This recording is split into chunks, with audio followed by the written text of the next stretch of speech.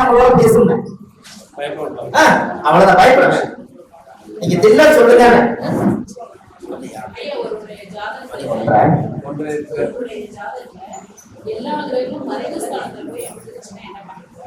எல்லா கிரகங்களுமே 6, 8, 12 மறந்துச்சான்னு கேக்குறீங்க. இந்த 8 கிரகம் எல்லாம் ஒரு சில ஜாதகத்துல லக்னமும் அப்படிதான் வரும்.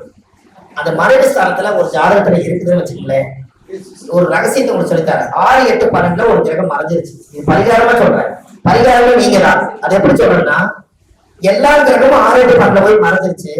என்னோட வாழ்க்கையில எதையுமே சாதிக்க முடியல, என்ன பண்ணாலும் பப்ளிக்ல பிரச்சனையா இருக்குது அப்படின்னு உங்களுக்குள்ள ஒரு மன வருத்தம் இருந்தா, எந்த காரியமா இருந்தாலும் நீங்க கிரகத்தோட ஒன்றி போய் நீங்க காரியத்தை அத்தனை காரியமும் மறைமுகமா செய்யுங்க.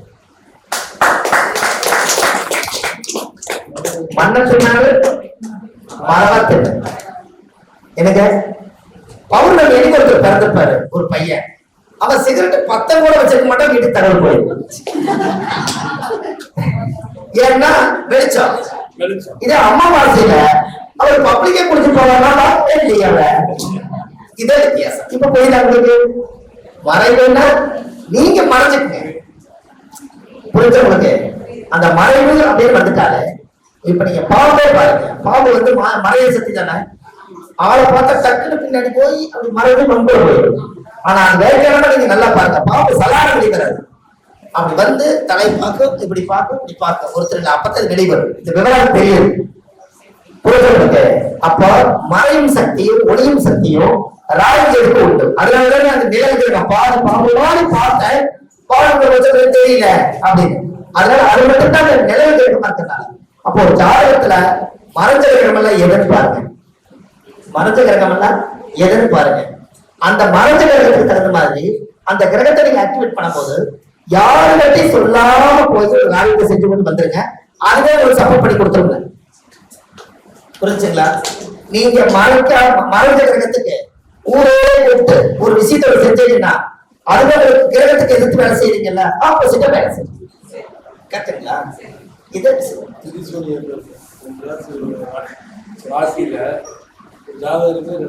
இருக்குது. உங்களுக்கு என்ன சூனியம் சொல்லுங்க, என்ன லக்னம் சொல்லுங்க, என்ன சூனியம் உங்களுக்கு, என்ன நட்சத்திர திதி, என்ன துதிங்களா ஏகாதசியா?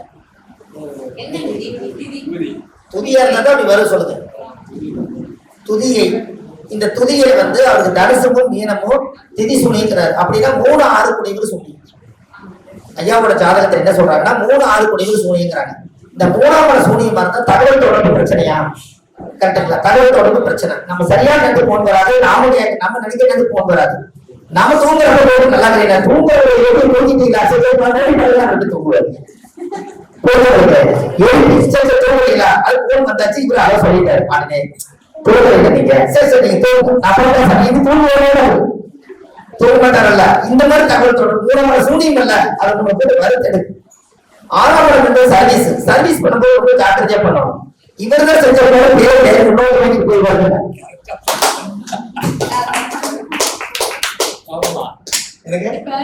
ஐயா சொன்னதுல நம்ம குதிக்குது அப்படின்னு சொன்னார்ல, கிரியேட் பண்ண நான் மிதுனம் காலபுருஷனுக்கு 3ஆம் பாவமா மிதனே. நேற்று மைக் செட் நான் ரெடி பண்றேமா அப்படின்னாரு. 2.5 தான் சொன்னாரு. எங்களுக்கு ஃபோன் பண்ணாரு, ரெடி பண்ணிட்டீங்களாமா அப்படின்னு. நான் நேற்றுலேருந்து ஒரு சில விஷயங்கள்லாம் ஃபோன் பண்ணி கேட்டார், நம்ம ஊருக்கு கொஞ்சம் இருக்கீங்க, நீங்கள் தரமாறக்கூடாது அப்படின்ட்டு. பையன் வந்து இங்கேயும் பக்கத்துலேயே ரெடி பண்ணிட்டார். அது வந்து புக் பண்ணி அது கேன்சல் ஆயிடுச்சு கம்யூனிகேஷன். அது மைக் செட் எல்லாமே உங்களுக்கு புதன் தான். ஐயா சொல்லி எனக்கு அது உடனே பிடிச்சிச்சு. துண்டிக்கப்பட்டுச்சு பாருங்க. உண்மைதான். 1000 கம்மியா 1500 என்ன பேசிட்டேங்க சார். அப்படி பாருங்க, இவங்களுக்கு ஒரு பரிகாரம், சூரியனுக்கு ஒரு பரிகாரம் சொல்றாங்க.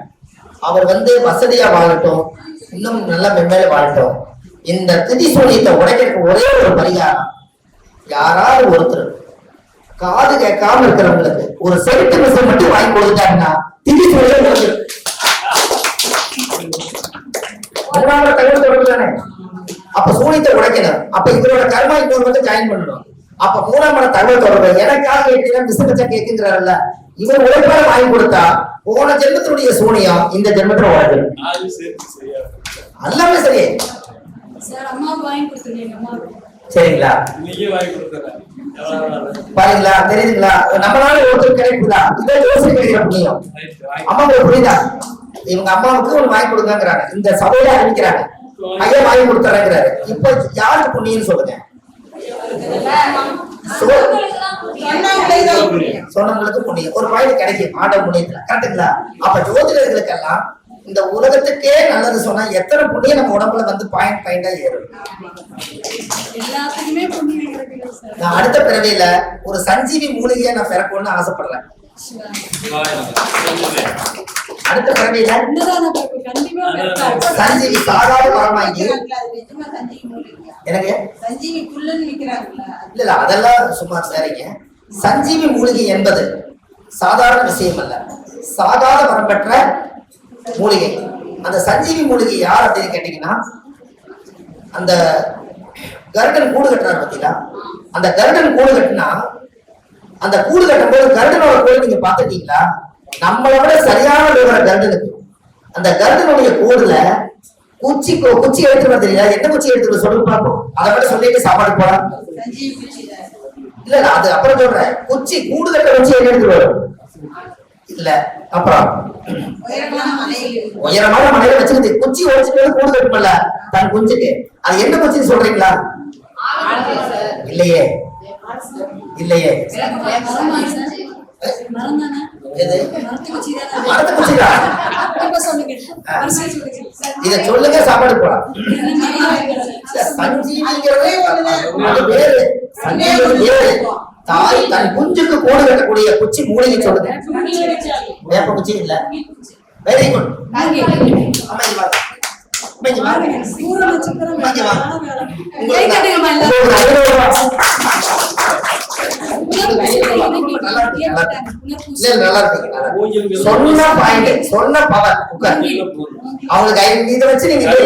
சொன்னீங்கல்ல காசு பணம் ரொம்ப வறுமையா இருக்குது, பூர நட்சத்திரம் கோடீஸ்வரியா வாழுங்க.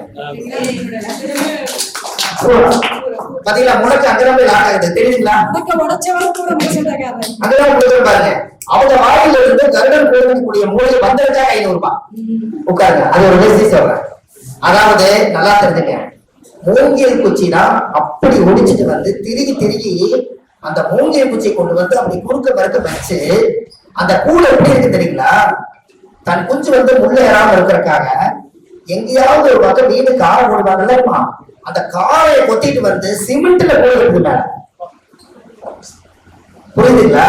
சிமெண்ட்ல நல்லா அழகாக கூடு கட்டி மழை பெஞ்சா கீழே நினையாம இருக்கிறதுக்கு உண்டான வேலையெல்லாம் பண்ணி அதுக்குள்ள அவ்வளவு அடைக்கலம் பண்ணி பாம்பு பள்ளி எந்த மிருகம் மேல போகாம இருக்கிற அளவுக்கு அந்த மலை உச்சியில கொண்டு போய் எந்த மிருகம் எட்டி பார்த்தாலும் கூட அது ஆகாசி மரத்துக்கு ஏற முடியாத அளவுக்கு அறிவோட அவ்வளவு அழகா கருடன் கூடு கட்டு. இந்த கூடு கட்டி என்ன பண்ணுதுன்னு கேட்டீங்கன்னா, இதுல வந்து ஒரு புராணம் உண்டு. கூடு கட்டி அந்த வளையத்தை கொண்டு போய் குழந்தையோட குஞ்சில கொண்டு போய் போட்டுட்டா குஞ்சு பறக்காதல்ல. கருடனுடைய அந்த சஞ்சீவி வேருடைய சக்தி உண்மையானது என்னன்னா, இரும்பை கொண்டு போய் வச்சீங்கன்னா இரும்பு கட்டாயிடும். அதானே? சரி, அது ஒரு டெஸ்ட்ல உங்களுக்கு தெரியும். இன்னொரு சொல்றேன், இரும்பு கத்திரிக்கிறதுனால கூட்டு திறக்கும். மணலை குமிச்சு வச்சு சொல்றேன், அந்த அந்த மூளையை நெட்ட வச்சீங்கன்னா எந்த பக்கமே நிழல் விழுகாது. நிழல் எந்த பக்கம் வராது. இன்னொரு டெஸ்ட், அந்த மூலிகை எடுத்து பெட்ரோல்ல நினைச்சு ஃபயர் பத்த வச்சீங்கன்னா பெட்ரோல் மட்டும் எரியும், வேற அப்படியே. சரிங்களா? அதுக்கப்புறம் நீங்க முகம் பார்க்குற கண்ணாடியில போய் அந்த வேற கொண்டு போய் வச்சீங்கன்னா பாரரச சருன்னு முடிஞ்சு விழுந்துடும், வெறும் சாதா கண்ணாடி ஆயிடும். அதுக்கு அடுத்தது தண்ணீரை போட்டீங்கன்னா நாகபாம்பாட எதிர்த்து போகும். இதுதான் சஞ்சீவி மூலிகை.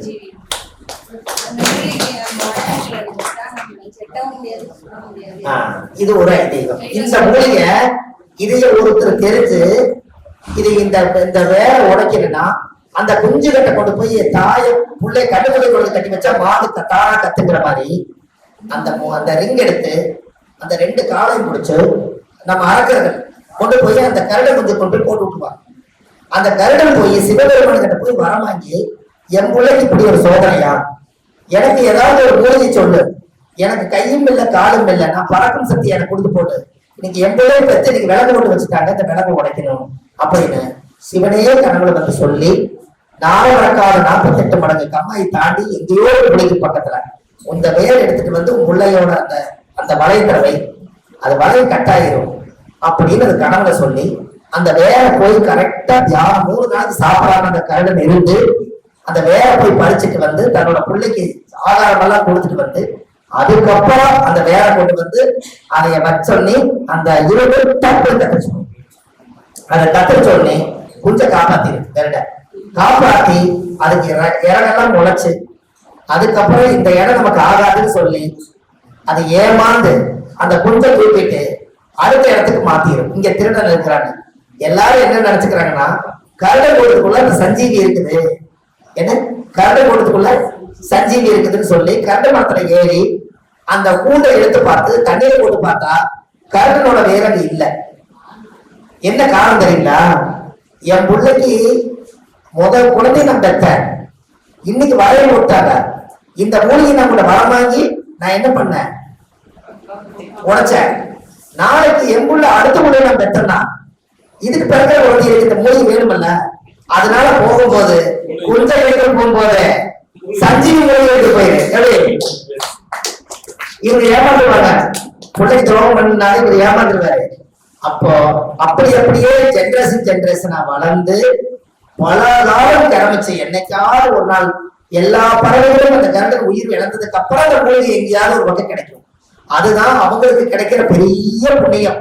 அது எத்தனை புண்ணியம் பண்றோமோ அது எத்தனையோ புண்ணியம் பண்ணாதான் அந்த மூலிகை நம்மளுக்கு கிடைக்கும். அப்ப அந்த மூலிகை சாதாரண வரம் பெற்ற மூலிகை. நான் வரம் கேட்கறது என்னன்னா, இந்த மக்களுக்கெல்லாம் உலகத்துல எல்லாத்துக்கும் நல்லது செஞ்சுட்டு அடுத்த பிறகு இருந்தா என்னையும் ஒரு சஞ்சீவி மூலிகையை என்னை படைச்சொல்லியே எல்லாத்தையும் காப்பாற்றன்னு சொல்றேன். எப்படி? இதுதான் சஞ்சீவி. அப்ப இந்த வேற நீங்க தெரிஞ்சுட்டீங்களா? அதுக்கு நம்ம எவ்வளவு தவம் பண்ணணும், எவ்வளவு இது வேணும். அப்ப இந்த சஞ்சீவி மூலிகைங்கிறது இது யாரோ ஒருத்தர் ஏதோ ஒண்ணு சொல்லி அது ஏதோ ஒரு பண்றாங்க, கையில வச்சுக்கலாங்கிறாங்க. அப்படி வராது. அசுரர் கையில முதல்ல கிடைக்காது. அது சாதாரண அசுரர் கையில கிடைக்காது, காசு விற்கணுங்கிற கையில கிடைக்காது. மிகப்பெரிய ஒரு புண்ணியமானா இருக்கணும், இந்த உலகம் அறிஞ்சவரா இருக்கணும், கடவுளை பூரா தெரிஞ்சவரா இருக்கணும், சாஸ்திர சம்பிரதாயம் அவர்கிட்ட உண்மை இருக்கணும், அவங்க வம்சாவளி பாவங்கள் பண்ணாம இருக்கணும், அவங்க ஜெனரேஷன்ல உயிர் கொலைகள் செய்யாம இருக்கணும். இத்தனையும் செய்யாம இருந்தா அந்த மூலிகை கண்ணில் வாங்க முடியும். எப்படி?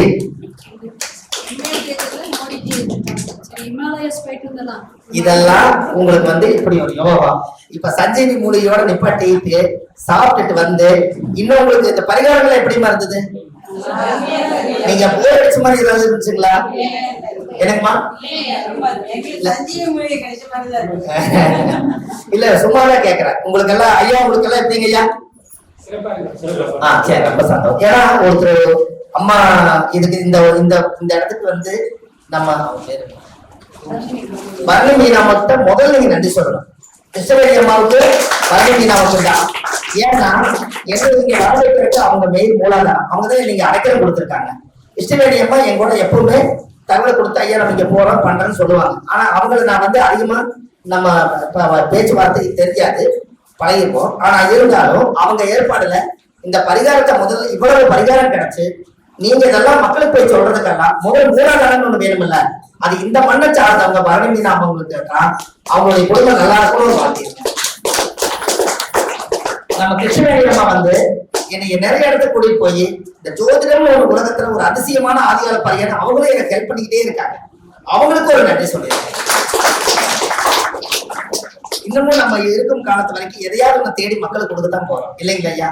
அதனால அடுத்தது வந்து நம்ம சாப்பிட்டு வந்துட்டு ஒரு சோழி பிரசன்னம் கொஞ்சம் 1 மணி நேரம் பார்ப்போம். எல்லாரும் உட்கார்ந்து ரவுண்டா உட்கார்ந்து ஒரு அதிசயமான இப்ப கொடுக்க போறீங்க. அதான் அதுக்கு முன்னாடி இல்ல சாப்பிட எந்திரிக்காத முன்னாடி கொடுத்துருவோம். ஆமா, அப்ப வந்து சோழி பிரசனம் நம்ம கொஞ்சம் சேரெல்லாம் எடுத்து வச்சுட்டு இன்னைக்கு ஒரு பிரசனம் போட்டு பார்த்து ஜாதகமே தெரியாதவர்களுக்கு, டேட் ஆஃப் பர்த்தே தெரியாதவர்களுக்கு என்னுடைய கர்மா என்னைக்கு தான் தீரும், அதுக்கு சரியான பரிகாரம் என்ன, உங்க ராசி நட்சத்திரம் என்ன, நீங்க என்ன கிழமையில பிறந்தீங்க, உங்களோட மூதாதைகள் எங்க இருக்காங்க, உங்க சாமி எல்லாம் எங்க இருக்குதுன்னு ஒரு 2-3 பேர்த்துகளுக்கு இந்த அதிசயமான ஒரு பிரசனத்தை நம்ம மத்தியானம் சாப்பிட்டு பார்க்கலாம். இன்னும் கொஞ்சம் பிரமிப்பான். அதே வெத்தலை பாக்கு பழம் எல்லாம் தான் வச்சு எல்லாம் பிரசன்னம்.